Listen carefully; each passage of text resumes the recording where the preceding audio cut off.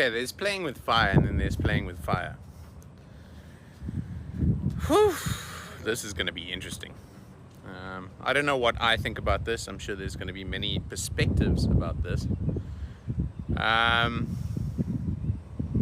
let me show you something. So this is Simonstown Bay. Obviously we've got the military harbor. I'm not sure what ship that is. That might be Iranian. I do believe the ship behind is Chinese. And I think that ship down there is Russian. Now, I don't think this needs much explaining, but oof, I don't know if we're doing the right thing here. We might be doing the right thing. But if you know anything about anything when it comes to politics, we have Iran, Russia, and China in our bay. We know what's happened with Venezuela. We know what's going on. Whew, I don't know about this, guys. I know it's military training and bits and pieces, but ooh, this is gonna stir some pots. This is going to cause a bit of a stir. I don't have big opinions on this. I'm not like the most learned when it comes to geopolitics, but I just know this is going to stir some pots. South Africa making a decision to do joint military exercises with not only one, but two countries that are on global sanctions lists, severe ones, Iran and Russia. I don't think that's a very smart move, diplomatically speaking, unless the ANC is really wanting to find itself on the sanctioned list of countries around the world that nobody wants to do business with, and that'll be eventually relegated from the international banking system. It looks as if that is the direction that South Africa under the ANC is going.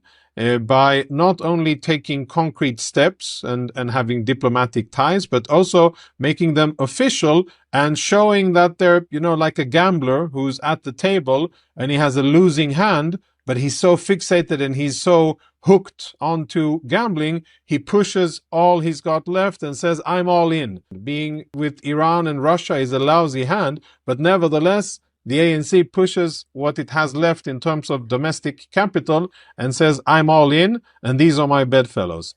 I find it to be a very questionable strategy. I don't think it's going to work out well for South Africa and consequently for people in South Africa.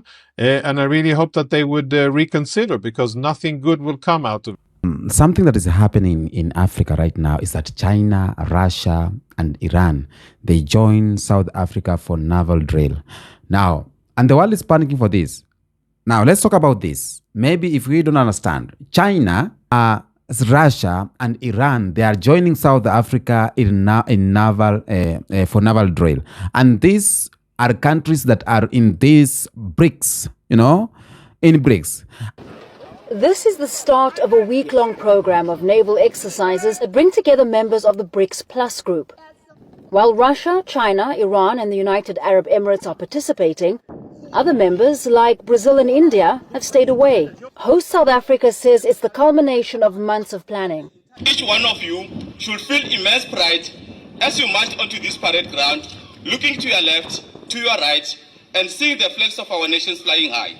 Those flags symbolize not only sovereignty, but cooperation, mutual respect, and shared commitment to peace and stability at sea. Organizers say the drills are about building trust and cooperation, improving coordination and protecting maritime routes. But critics say working with Russia and Iran will likely worsen relations with the United States. Thus, this being a BRICS exercise is placing a magnifying glass on South Africa, as well as its and who it's being friendly with. And already we've seen that Russia has stated that it's at war with America, it's at war with Europe, it's at war with NATO. Iran has stated very recently that it deems itself to be at war with the US. So South Africa has lots to gain on the maritime front, but I believe it's got to tread very, very carefully on the geopolitical front. Relations between Washington and Pretoria have become increasingly frosty. The US is unhappy with both South Africa's domestic and foreign policies. Vessels have been docked here in Simonstown for several days as part of the exercises. Critics say the presence of Russian and Chinese warships at a South African naval base risks sending a political message at a time of heightened global tensions. South African government says the China-led drills are routine and defensive and not directed at any country. It also says they aim to promote stability in international waters. Whether these exercises signal deeper military alignment or merely practical cooperation, they are likely to be watched closely. China, Russia and Iran just carried out joint military drills off the coast of South Africa. Chinese, Russian and Iranian warships arrive at South Africa's ports for a week of naval exercises. These drills will start on Friday and run until the 16th of January. And the location of these exercises may matter more than the drills themselves. So let me explain why this is a bigger deal than it might sound at first. 3 countries that are all feuding with the United States just brought warships thousands of miles from home to conduct exercises together in South African waters. And they did it at a place where the Indian Ocean meets the Atlantic, right next to one of the most important shipping routes on the planet. The drills started on January 10, 2026, and they're running for a full week. China is leading the exercise, which they're calling Will for Peace 2026. South Africa is hosting at Simonstown Naval Base, their main naval facility just south of Cape Town. Russia and Iran both sent ships, and officially, this is all about maritime security, protecting shipping lanes, and improving cooperation among BRICS plus nations. But let's be clear about what actually showed up. China deployed the guided missile destroyer Tangxian and the replenishment ship Taihu. Russia sent the corvette Stoichi from their Baltic fleet, along with the oiler Yelnya. Iran brought the forward base ship Makron and the patrol combatant Nagdi as part of their 103rd flotilla. These ships traveled thousands of miles to get there. The Chinese vessels left from Qingdao back in October 2025. The Russian ships departed from the Baltic in October as well, sailing all the way down the west coast of Africa. Iran's ships made the journey from the Persian Gulf. That's not a casual commitment. That's a deliberate show of presence. And here's what they're doing once they're there. According to official statements, the drills include joint maritime safety operations, interoperability exercises, and maritime protection activities. China's defense ministry said the theme is joint actions to ensure the safety of shipping and maritime economic activities. South Africa's military described it as an exchange of best practices and improving joint operational capabilities. But if you read between the lines, what that actually means is these 4 countries are practicing how to work together far from their home waters. They're testing communications. They're coordinating movements. They're demonstrating that they can operate jointly in a region that matters strategically. Now, before we go any further, you need to understand where this is happening. Simonstown sits right at the southern tip of Africa, where the Atlantic and Indian Oceans meet. Just offshore is the Cape Sea Lane, one of the busiest shipping routes in the world. When the Suez Canal gets blocked or when access to the Red Sea is disrupted, ships reroute around the Cape. Oil tankers, container ships, bulk carriers, all of them pass through these waters. So when China, Russia, and Iran bring warships to this exact spot and conduct exercises for a week, they're not just training. They're sending a message about their ability to project power in a region that controls access between 2 oceans. And South Africa is right in the middle of this, which brings us to the really interesting part of the story. South Africa agreed to host this exercise under the BRICS Plus framework. BRICS originally stood for Brazil, Russia, India, China, and South Africa. Recently, it expanded to include Egypt, Ethiopia, Iran, Indonesia, Saudi Arabia, and the United Arab Emirates. The idea behind BRICS is to create a counterweight to Western economic dominance, to give developing nations more influence in global affairs. But here's the problem. Not all BRICS members are participating in these drills. Brazil isn't there. India isn't there. Saudi Arabia isn't there. The UAE was reportedly invited, but it's unclear if they actually sent ships. So calling this a BRICS Plus exercise is technically accurate, but it's really a much smaller group. It's China, Russia, Iran, and South Africa. 3 countries under heavy Western sanctions and 1 country trying to walk a very thin line between East and West. South Africa's Democratic Alliance Party, which is part of the ruling coalition government, came out strongly against the exercise. They said calling it BRICS cooperation is misleading and that the government is choosing closer military ties with rogue and sanctioned states. They specifically criticized hosting Russia, which is currently waging war in Ukraine, and Iran, which is heavily involved in regional conflicts and faces international sanctions. But South Africa's military pushed back. They said the exercise was planned long before current tensions and that it was originally scheduled for November 2025, but got postponed because it conflicted with the G20 summit in Johannesburg. They insist this is about maritime security and regional stability, not about picking sides in global power struggles. Here's the thing though, South Africa claims to be non-aligned. They say they're not taking sides between the West and countries like Russia and China. But hosting this exercise, especially with Iran involved for the first time, sends a very clear signal about where South Africa's priorities lie. You can't host Russian warships while Russia is under Western sanctions for invading Ukraine and claim you're neutral. You can't welcome Iranian naval vessels while Iran is supporting militant groups across the Middle East and cracking down on protesters at home and say you're just focused on maritime security. And what you are witnessing is not just naval exercise or just, it's not a routine. When China, Russia, and Iran sail their warship into Africa waters with South Africa as host, it sends a message that travels faster than missiles. Okay? Now, we have a lot of propaganda, narrative, and everything that is going on. And I think we just break it down to understand if this is good to us as African. Because for the first time we saw the white or the Westerners or the Europeans coming to Africa, it was something different. They came and they brought chaos to Africa. So I don't know BRICS has what good to Africa, okay? But we will know about that. And you will tell me in the comment section what do you think. If BRICS is of good to Africa or of no good to Africa. Because the Europe Union, the AU, is not of good to Africa. Is it AU or EU? AU. It's not good to Africa, okay? They are here to exploit. They are here to dismantle. They are here to disorganize. They are here to control. So we want to see this BRICS if it's good to us. Now, South Africa matters a lot in this because South Africa is not just another African country. No, it sits at the junction of the Atlantic and the Indian Ocean.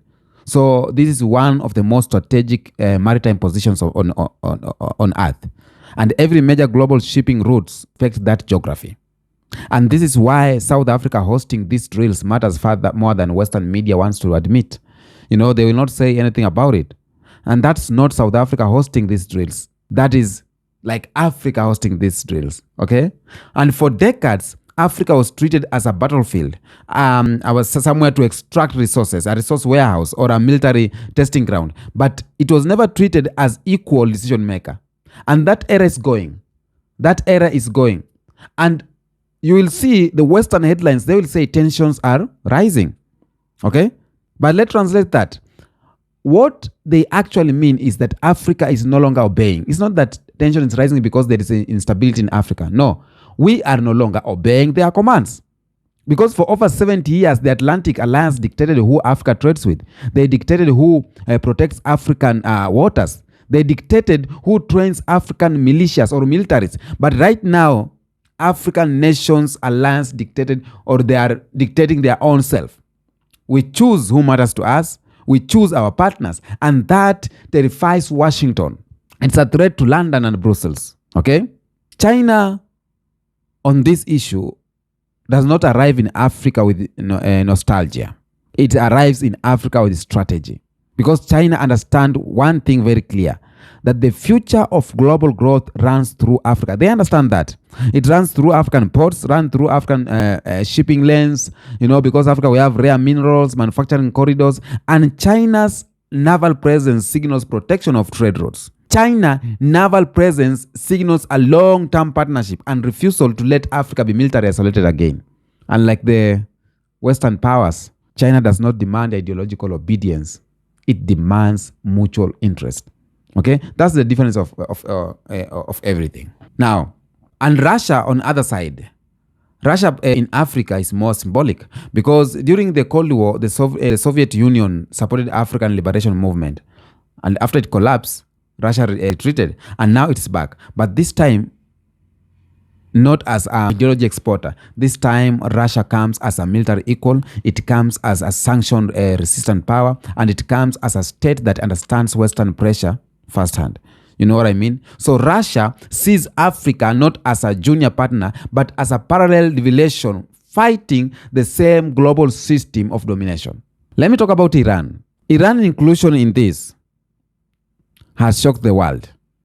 You know, Iran represents something deeper: resistance to sanctions, survival under pressure, and independence despite isolation. So Iran's naval cooperation with South Africa sends one unmistaken signal that Western sanctions no longer define who is allowed to exist or who is not allowed to exist.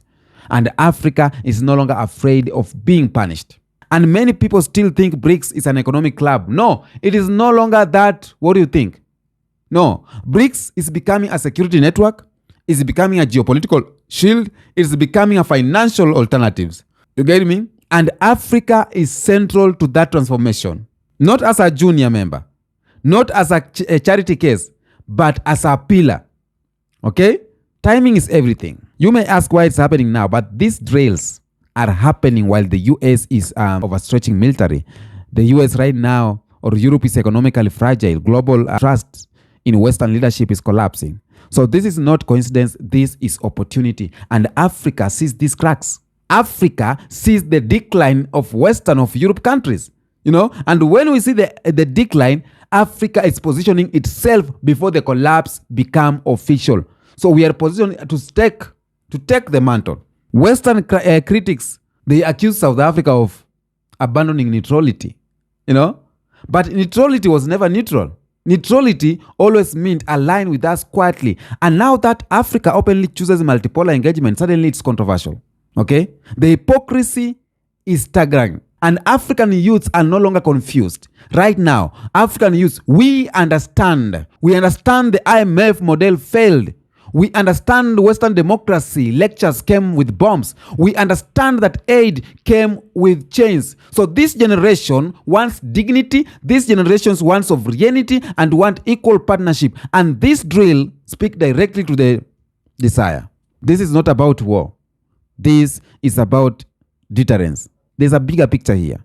When Africa diversify the security partnership, no single power can bully it and no single bloc can sanction it into submission. And that is real fear. To black people in the diaspora, this moment is historical because it signals some things. It signals that Africa reclaiming agency, Africa refusing isolation, Africa shaping global rules. And this changes how the world view black power. Okay? Not emotionally, but structurally. Now, the unipolar world was built on one idea.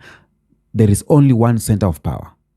And that illusion is over. And what we are entering right now is competitive multipolarity. You know, regional power, autonomy, decentralized global influence. And Africa is no longer waiting for permission. My final message, I'll say this. Let the world panic. Let the headlines scream. Because what they are witnessing is not chaos. It is liberation in real time. Africa is not choosing sides, but Africa is choosing itself. In the next episode, peace out.